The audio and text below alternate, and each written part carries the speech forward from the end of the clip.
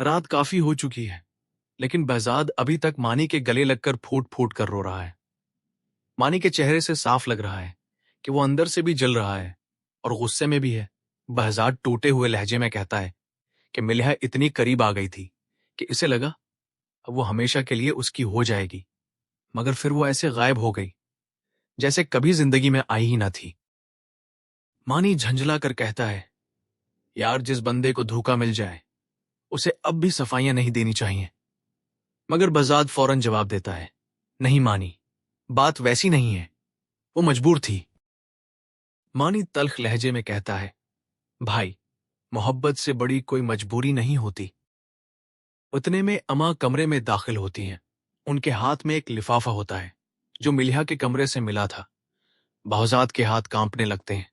जब वो लिफाफा खोलता है, अंदर एक खत और एक चाबी पड़ी होती है। खत में मिलिहा ने लिखा होता है कि उसने जो कुछ किया बहजाद को बचाने के लिए किया। उससे दूर जाना उसकी अपनी मर्जी नहीं बल्कि हालात की मजबूरी थी। वो लिखती है कि ये चाबी एक लाकर की है जहां सारे राज दफन है। साथ ही खबरदार करती है कि बहजाद का दुश्मन उसके बहुत करीब है और नम्रा वो नहीं जो सबको दिखाई देती है। मानी फौरन खत इसके हाथ से ले लेता है और खुद पढ़ने लगता है, लेकिन जो जो वो पढ़ता जाता है उसके चेहरे का रंग ही उड़ जाता है। अगले दिन नम्रा अपने कमरे में पड़ी होती है। इतना रो चुकी होती है कि अब आंसू भी खुश्क हो चुके होते हैं। फोफो उसे समझाते हुए कहती हैं, अरे बेटा, अगर मानी ने इनकार कर दिया तो क्या हुआ?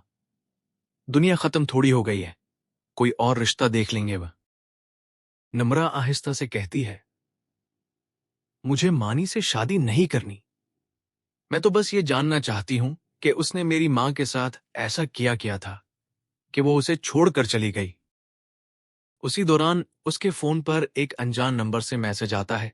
मैसेज मिलिहा का होता है जिसमें लिखा होता है कि शाम 3 बजे पुराने कब्रिस्तान के करीब अकेले आना। नम्रा ये पढ़कर बिल्कुल स्टिपटा जाती है। शाम होते ही नम्रा कब्रिस्तान पहुंच जाती है, मगर वहां दूर दूर तक कोई नजर नहीं आता।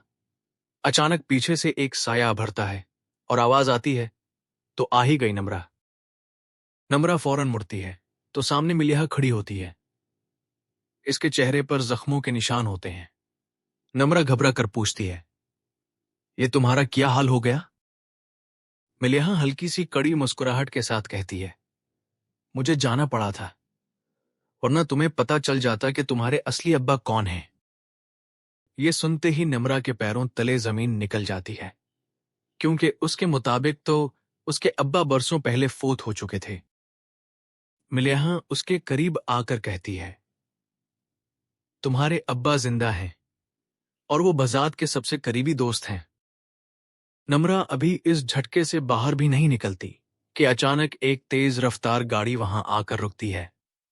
इसकी हेडलाइट सीधी नम्रा के चेहरे पर पड़ती हैं। गाड़ी का दरवाजा खुलता है और नवाल बाहर निकलती है। उसके हाथ में पस्तूल होता है। नवाल गुस्से से कहती है, मुझे पहले ही शक था कि तुम दोनों के बीच कोई ना कोई बड़ा चक्कर है। वो मिलिहा की तरफ देखकर कहती है, तुमने बहजाद चचा को कभी छोड़ा ही नहीं था, बस उनसे दूर रहकर खेल खेलती रही है। फिर वो नम्रा की तरफ रुख करके कहती है, और नम्रा, तुम्हारे अब्बा वही शख्स हैं जिसने मिलिहा को अगवा करवाया था। ये सुनते ही नम्रा के होश उड़ जाते हैं, जबकि मिलिहा खामोशी से आंखें बंद कर लेती है। नवाल आहिस्ता आहिस्ता आगे बढ़ती है और कहती है, अब या तो मानी को सारा सच पता चलेगा या फिर मैं खुद सब कुछ बर्बाद कर दूंगी। अगले ही लिम्हे गोली चलने की आवाज गूंजती है और स्क्रीन अचानक ब्लैक आउट हो जाती है।